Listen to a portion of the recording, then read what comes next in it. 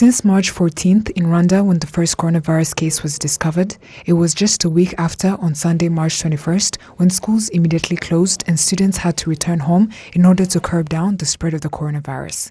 It's been 8 months of the students being home. However, different school levels have been opening for the past few days, so when the announcement was out, the first students to go to school were university students. Primary 4, 5, 6, and high school students in the 3rd, 5th, and 6th grades began classes this Monday. In the morning, the start of classes were marked by long lines at the entrance to the school grounds due to students' temperatures being checked as well as them having to wash their hands.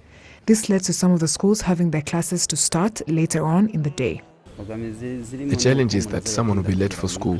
However, we have already come to terms with this whole process and we hope that someone will be coming, get their temperature checked, then immediately go to class.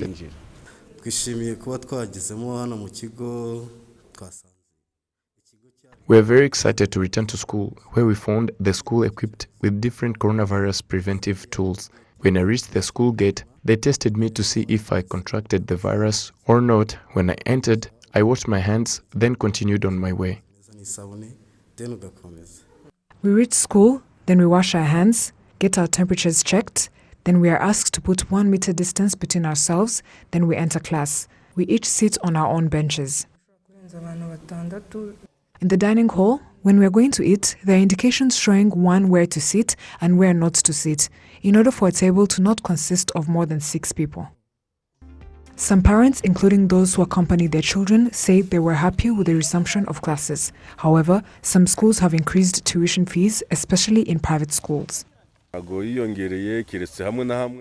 It has not increased, except where we have children in private schools who say that we've put a lot of effort in strengthening COVID-19 prevention strategies, so parents should play a role in helping us to get that money.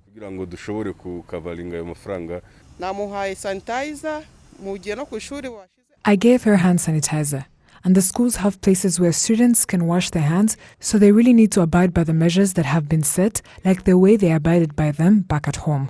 They will also have to do the same with the rules that they will be given at school.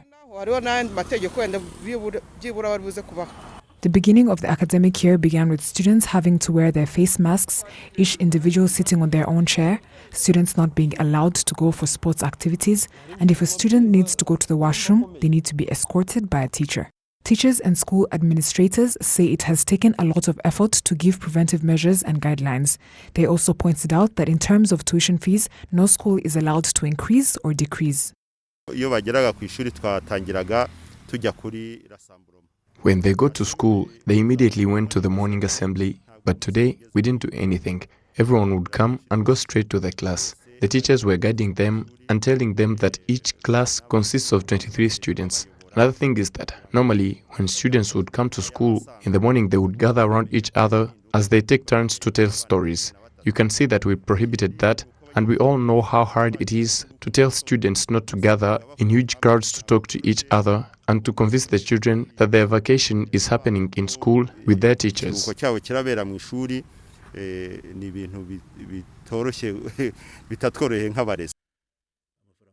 The students who are in primary came to school when they were in many number, as opposed to those in secondary. In primary, those in attendance were 79%, while in secondary school, they were 55%.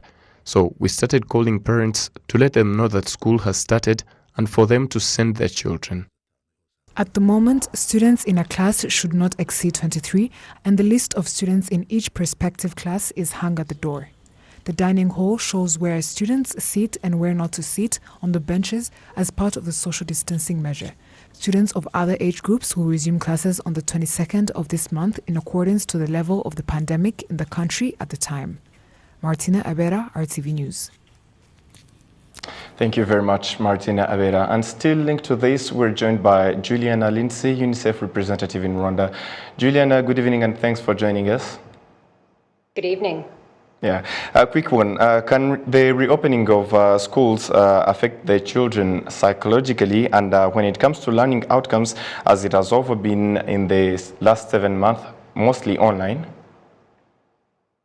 Reopening schools is a very positive thing for children psychologically. For kids, school is a place of structure. It's a place of normality. not to mention a place where they see their friends and where they learn from their teachers. So reopening schools really helps children have this normality. With respect to the learning outcomes, obviously you need to be to the greatest extent in school in order to improve learning outcomes. There have been wonderful efforts with radio, with television, with internet, but at the end of the day, there's no substitute for that interaction, for children being able to ask questions and get the instruction from the teacher. And so this will make a big difference in learning outcomes over time. All right. And regarding the risks, what are the risks related to this, mostly primarily health related, and how can they be tackled? You know, we live in a new world of COVID, and so there's no doubt that when children go to school, there is some small level of risk of COVID transmission or contraction. We're very lucky in Rwanda that the government has managed to control COVID so well. And so at the current point in time, when we look at the level of COVID in the country, the risk of getting COVID or transmitting COVID in school is relatively low and contained. In contrast to the risk of children not being in school, not getting an education, that has massive impact, not just for the individual child and the child's family, but also for the economy of the country over time, if the population of these kids growing up lose out on their education. All right. And how can partners, different partners plus the Ministry of Education, work together on this? I really want to congratulate the Ministry of Education and also the Rwanda Education Board for putting in place very solid plans for the reopening. They've put a lot of thought into it, a lot of effort into it. Many organizations, UNICEF included, as well as NGOs, as well as development partners, as well as other UN agencies, have advised the ministry and REB. And what they've put together at the end of the day is very solid. I'll just give you one small example. We're really pleased that for the first few weeks, the teachers are going to be assessing where the children stand in terms of their learning. Have they lost any learning? Do they need to catch up? And based on that analysis, figure out if they need to adjust the curriculum a bit. And that's a very, very good method. All right. And last one, Juliana, we're seeing a second wave of COVID-19 worldwide. Should this be a big concern right here in Rwanda? You know, it's a concern because we all live on the planet together, and our hearts certainly go out to people in other countries who are dealing with this second wave, with this surge. Luckily in Rwanda, the government and the people have done a fantastic job of controlling the virus. And as long as we continue to be vigilant with wearing masks, with washing hands, with social distancing, with testing people coming into the country to make sure that we don't have it coming into the country even more than we did previously, then fingers crossed we should be fine. There's no guarantee, but the measures that have taken place so far have been very, very effective. Absolutely. Juliana, thanks for your time. Thank you very much. Yeah, have a good evening.